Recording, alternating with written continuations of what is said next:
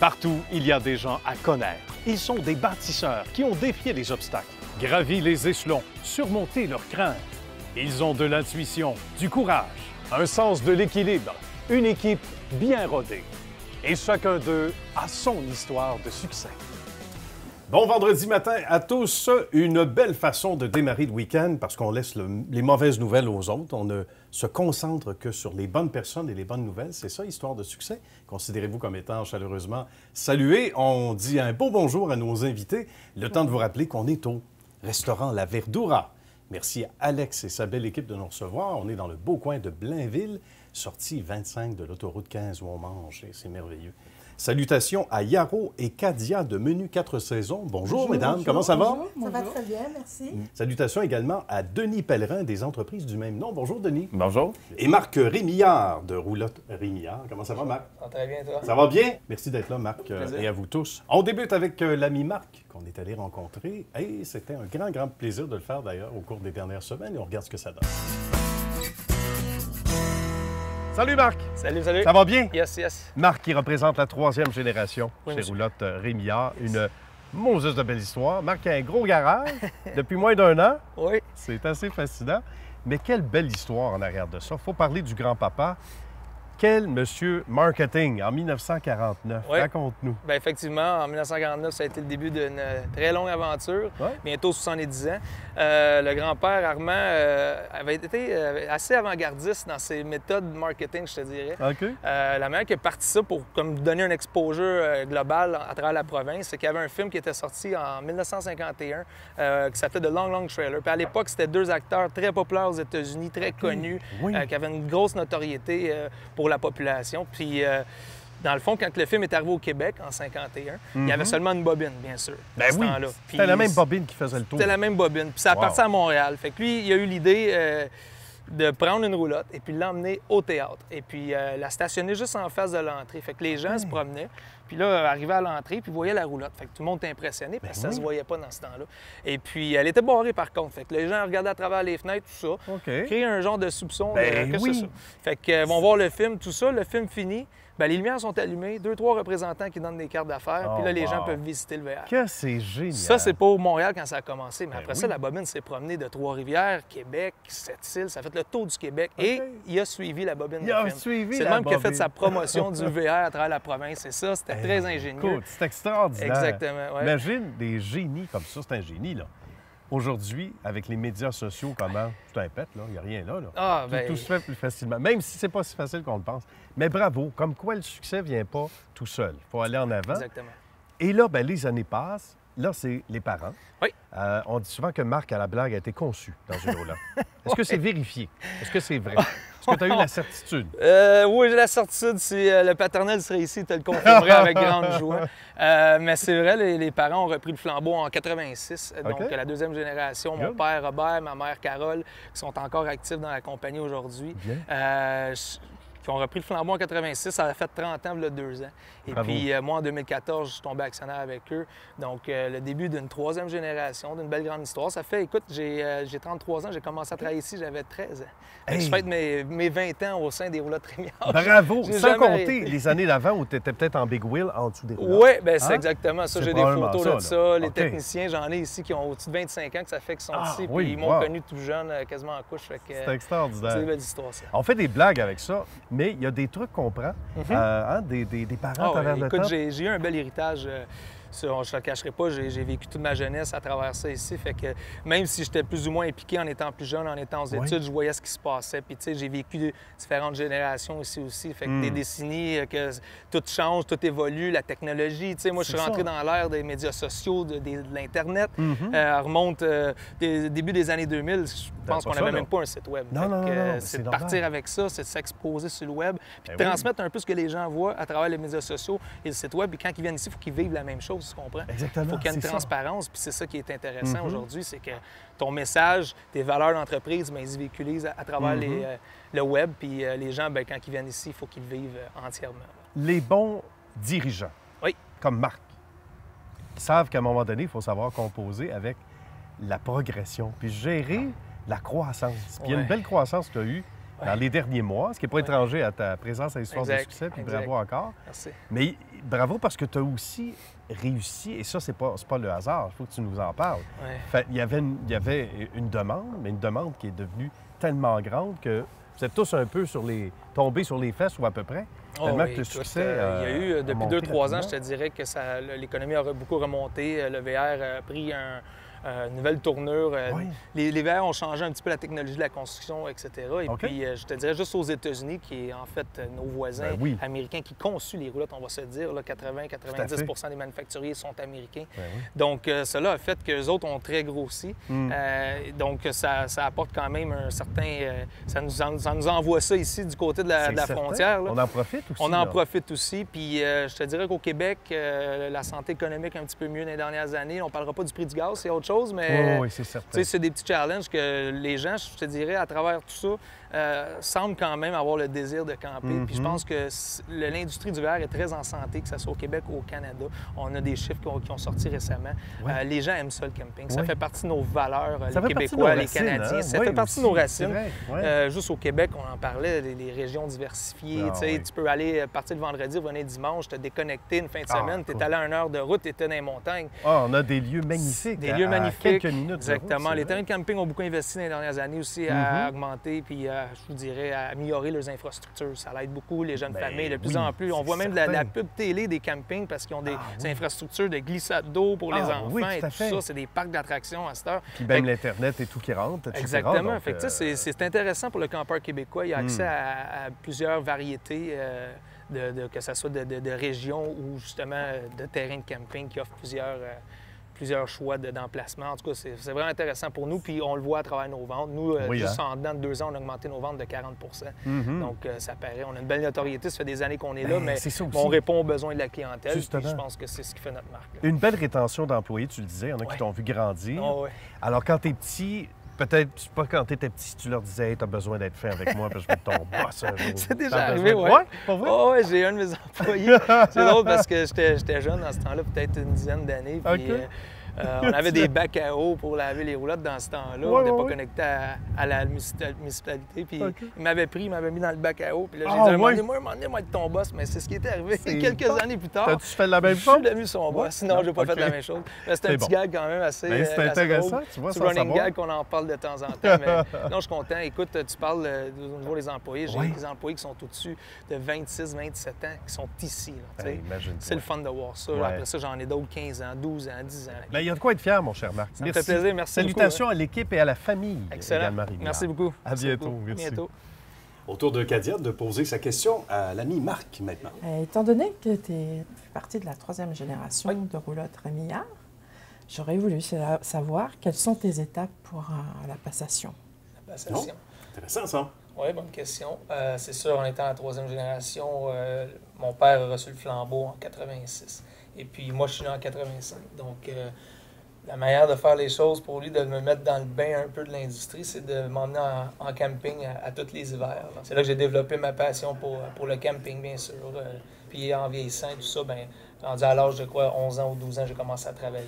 Donc faire des tâches multiples là, en étant un jeune garçon qui commençait sur le marché du travail. Mais j'ai vraiment aimé ce domaine-là parce que ça reste un domaine qui est très familial. La passation s'est faite quand même assez naturellement à travers OK. ça. Puis c'est un métier que j'adore et puis un domaine que j'adore également. C'est merveilleux, puis c'est tout le contact humain. Hein. Il Ouais. reste à faire des gens en voyage, des gens de Exactement. bonne humeur, comme on les aime. Denis, maintenant, sa question pour Marc. Bien, moi, Marc, ma question, ça serait, étant la 3e génération, qu'est-ce qui vous différencie dans l'entreprise au niveau du service? Qu'est-ce que vous faites? Qu'est-ce que toi, tu fais Ouais, ben, différemment? c'est sûr que tu es avant-gardiste sur tes méthodes au niveau de ta gestion de ta clientèle, au niveau du service que tu donnes. Nous, je pense qu'on a un service très personnalisé où ce que les gens, quand ils prennent possession de leurs biens, ils peuvent passer entre 4 à 6 heures au commerce à faire le tour de la roulotte à l'extérieur, intérieur, avec un de nos techniciens de démonstration.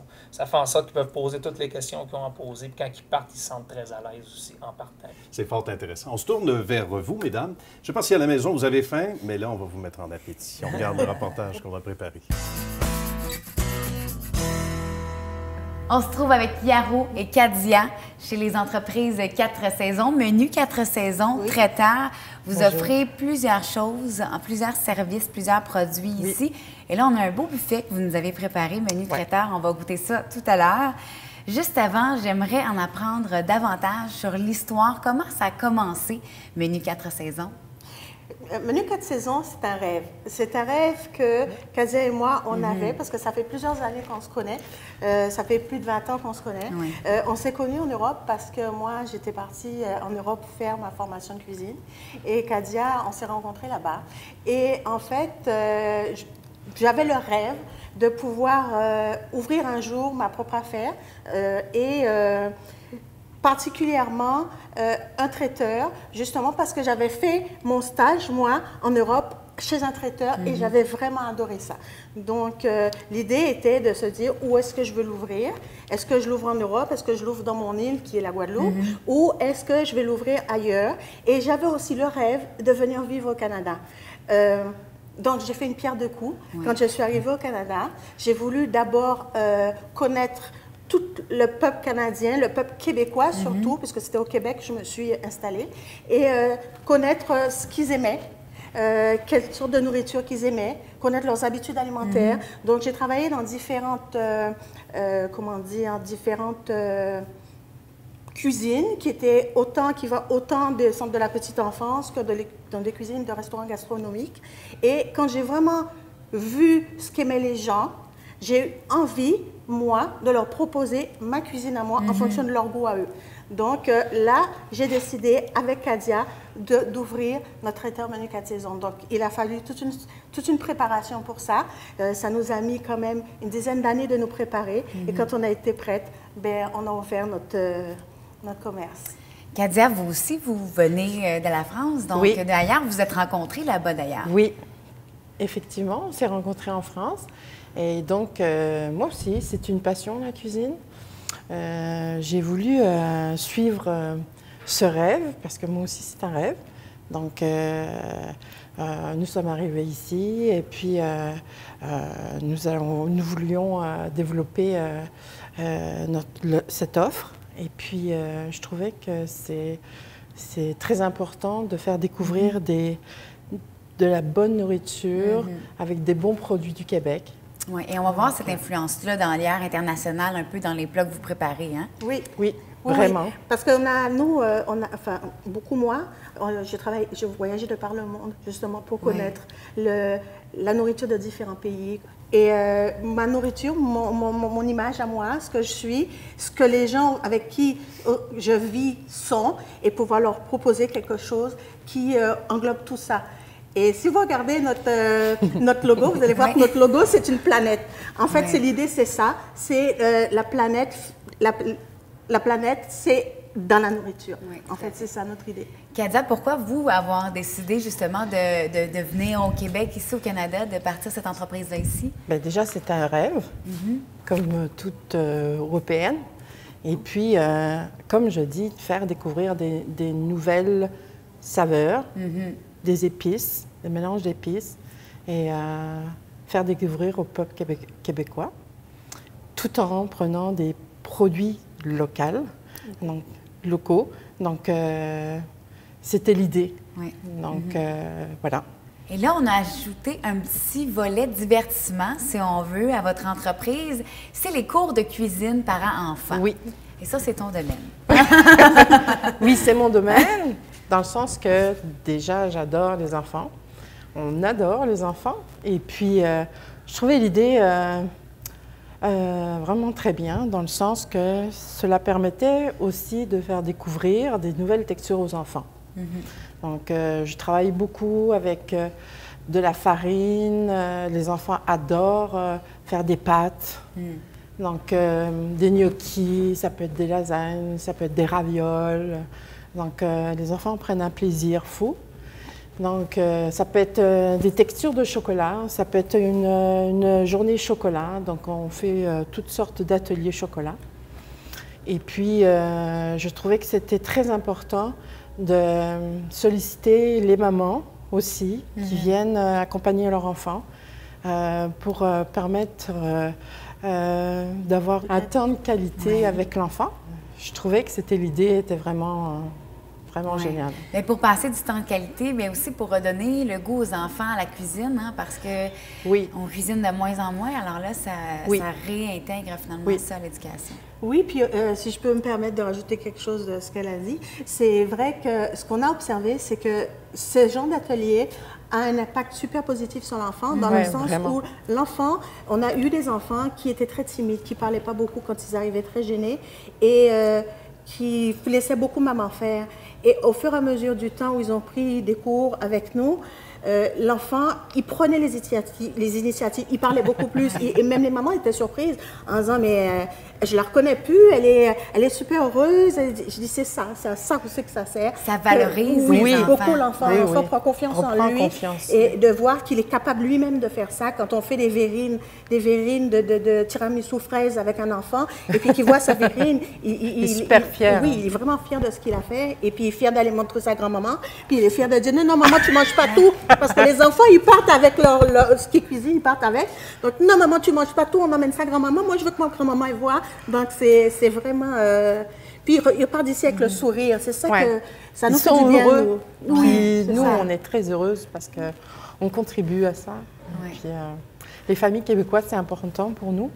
Et puis, les enfants, pour nous, c'est l'avenir. Donc, voilà, c'est une petite note de nourriture santé qu'on voulait apporter. Kadia Yaro, merci beaucoup de nous avoir reçus. Merci à vous. Et là, je vais aller goûter. Je suis impatiente. Depuis tout à l'heure, j'ai ça devant moi et j'ai très, très hâte de goûter à tout ça. Merci beaucoup.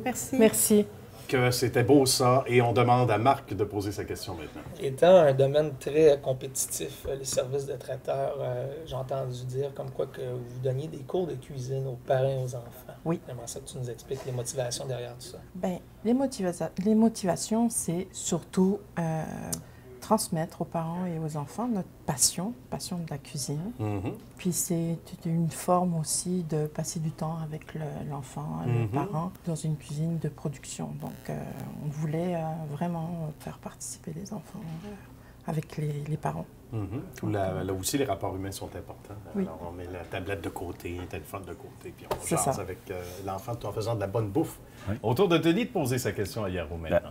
Moi, ma question, Yaro, au niveau de ton service, on sait qu'il y a de plus en plus de traiteurs. Y aurait-il une chose qui vous démarquerait ou une attention que vous avez particulière pour vos clients? En fait, il y a deux choses qui nous démarquent, nous, en tant que traiteurs, chez Menu 4 saisons. C'est le fait, premièrement, de faire affaire avec des producteurs de notre région. On fait affaire avec des producteurs de Mirabel, des Laurentides. On ne fait venir aucun produit de l'extérieur. C'est vraiment avec des produits d'ici. Et ce sont des plats qu'on cuisine. Ce sont des plats qui sont inspirés de tous nos voyages qu'on a pu faire de par le monde et cuisinés avec vraiment des produits d'ici. La deuxième particularité, c'est qu'on offre des menus qui sont variés. Donc, ça peut être des menus gastronomiques, ça peut être des menus végans, des menus végétariens et des menus avec des restrictions alimentaires comme des menus sans produits laitiers, sans protéines bovines. De tout pour tous. Hein? Oui, c'est ça. Merci beaucoup. Ça a été un grand bonheur de vous accueillir. Restez pas loin, puisqu'on se tourne cette fois du côté de Denis qu'on est allé rencontrer. C'est Jessica Lapointe qui a préparé son reportage. On se trouve avec Denis Pellerin et on fait un peu changement à l'habitude parce qu'habituellement, on se déplace dans les entreprises, mais là, on est chez toi, Denis, parce que toi, ta spécialité, bon, tu es entrepreneur général, les entreprises Denis Pellerin, mais ta spécialité, c'est la rénovation, remise à neuf également d'établissements. Oui, c'est ça. Écoute, entrepreneur général depuis déjà 23 ans. Mon créneau, c'est la réno. C'est ça, on est spécialisé en transformation, c'est donc agrandissement, deuxième étage sur les maisons. Mais je suis rendu maintenant gestionnaire, fait que je supervise les chantiers. J'établis les budgets pour les clients. On fait un échéancier et après ça, on s'occupe que les projets se déroulent comme prévu. Et là, on se trouve chez toi parce que ici, ça a pris quand même 14 ans. C'est un projet que tu avais. Oui, c'est chez toi, mais tu as tout remis à neuf en gardant un peu les architectures parce que ça, c'était un mur, en fait. Ouais. Tu as tout réutilisé des antiquités, finalement, pour refaire la maison. C'est ça. Ici, c'était une maison de 1862. Je l'appelle mon projet de vie parce que c'est 14 ans de travail. On est parti d'une maison qui était quasi une ruine. On a refait la fondation et tout, jusqu'à où est-ce qu'on en est rendu. On a revu chaque étape, mais en conservant les matériaux d'origine, comme les comptoirs. Ça, c'est des matériaux. C'était un mur porteur, qui était un mur qui était la mur structurale d'origine, que j'ai récupéré pour en faire les comptoirs. Fait que ça, c'est l'une de nos spécialités, de récupérer des matériaux sur des chantiers pour en donner une deuxième vie, une deuxième image dans les standards d'aujourd'hui, puis dans le relooking, le look tendance. Fait que c'est un peu ça. Et là, tu as fait ça dans ta maison, mais tu fais ça dans la vie aussi. Comment ça a commencé, justement, les entreprises Denis Pellerin? J'imagine que c'est une passion. Oui, mais le tout début, ça a été à l'âge de 10 ans. J'ai construit le chalet familial avec mes parents et mon frère. À 10 ans? Oui, à 10 ans. Puis mon père était enseignant, Jacques Pellerin, il était enseignant en aéronautique à l'ENA à Saint-Hubert. Puis, dans la force de nous démontrer, lui, il était dans l'enseignement, fait que dans la force de nous démontrer, nous expliquer les plans, bien, il m'a transmis la passion.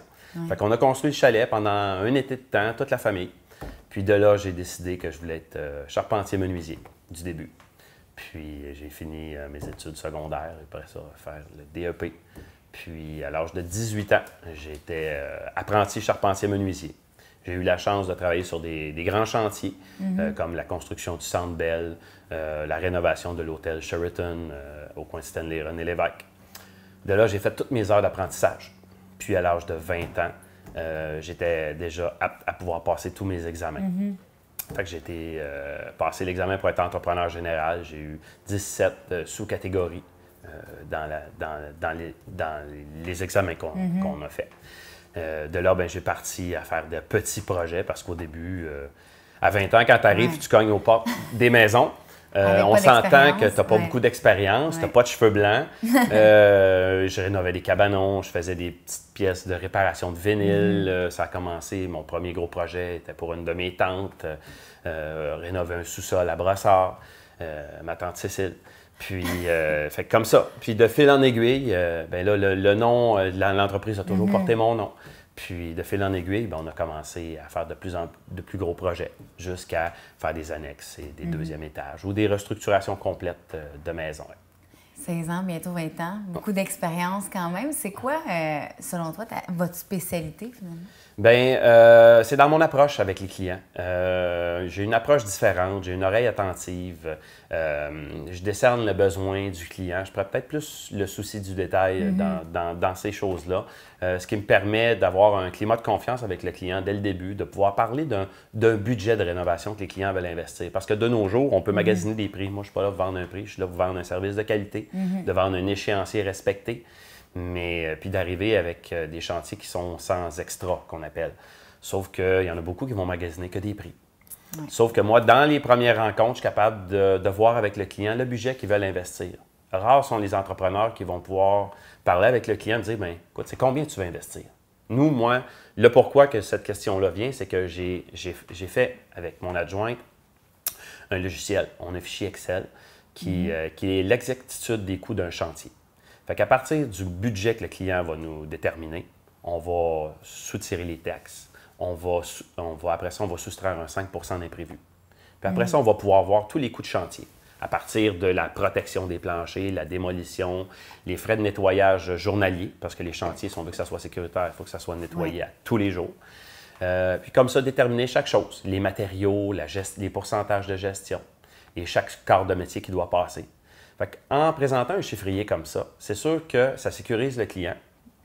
Puis une chose est sûre, c'est qu'il n'y a pas de porte échappatoire, puis il n'y a pas de sous-entendu. Parce que tout le monde rêve d'avoir le comptoir de granit, les planchers chauffants, la grande verrière, mais des fois, dans une soumission, qu'on a juste une page avec quelques lignes et un prix, il y a plein de sous-entendus qui ne sont pas clairs. Fait que c'est pourquoi que je travaille sur des documents comme ça. Mais ces documents-là nous demandent beaucoup d'heures. Fait que c'est sûr que, comparativement à d'autres entrepreneurs, nous, on a des honoraires qu'on charge aux clients pour la soumission. Mais c'est quand même un devis que le client peut utiliser avec un autre corps de métier parce qu'ils ne sont pas nécessairement obligés de faire affaire avec nous, mais ils savent déjà l'exactitude des coûts que peut représenter leur chantier de rénovation. Et quel genre de projet vous pouvez réaliser? C'est quoi finalement les services, l'éventail de services que vous offrez? Bien, moi, c'est à partir du service conseil, parce que j'ai une technologue qui travaille avec moi. Puis on s'en va jusqu'au paysagement, jusqu'au service de déménagement. Fait que j'englobe tout. Moi, j'ai tous les corps de métier qui me suivent. J'ai une trentaine d'équipes qui me suivent, toutes des sous-traitants. Moi, j'ai 2 employés qui travaillent avec moi sur les chantiers et j'ai 3 employés à l'interne qui m'aident à monter les soumissions, faire les suivis, les courriels, puis monter les documents. Ouais. Fait que c'est ça, on touche vraiment à tout. Fait que si on veut une rénovation d'une cuisine, on fait une rénovation d'une cuisine, mais pendant la période estivale, on est plus dans les annexes, des grands projets d'aménagement de cours, des grandes terrasses, ou que je dois travailler conjointement avec le piscinier, la personne au niveau du terrassement et tout. Et là, c'est déjà très beau où on se trouve, mais moi, j'ai envie de visiter le reste parce que ça a été refait en entier ici. Ça tente qu'on aille visiter ça? Ben oui, ça va me faire plaisir. Merci beaucoup, Denis. Alors, Marc a sa question toute prête maintenant pour Denis. Oui, Denis, dans le fond, le domaine de la rénovation étant très compétitif également, c'est sûr que tu dois avoir une attention particulière envers ta clientèle. J'ai entendu dire que tu as un service personnalisé, en fait, genre de service conseil. Oui, c'est ça. Ça fait bientôt 3 ans que j'offre un service de consultation à mes clients pour les préparer à leur rénovation, pour cibler le besoin, comprendre le budget qu'ils veulent investir. Puis de ça, après ça, on peut faire quelques rencontres pour faire des choix de matériaux et faire des choix judicieux. Puis des fois, bien, on est mieux d'aller d'un pas de recul, des fois faire le projet en 2 étapes, mais d'y aller selon le besoin et les goûts des clients. Mais ça ne se fait pas en 5 minutes en rencontrant le client sur le coin du comptoir. Bien, justement, même au coin d'un comptoir chauffant. C'est pas mieux. Maintenant, c'est Yaro qui a sa question pour Denis. Oui, alors ma question à moi, Denis, est celle-ci.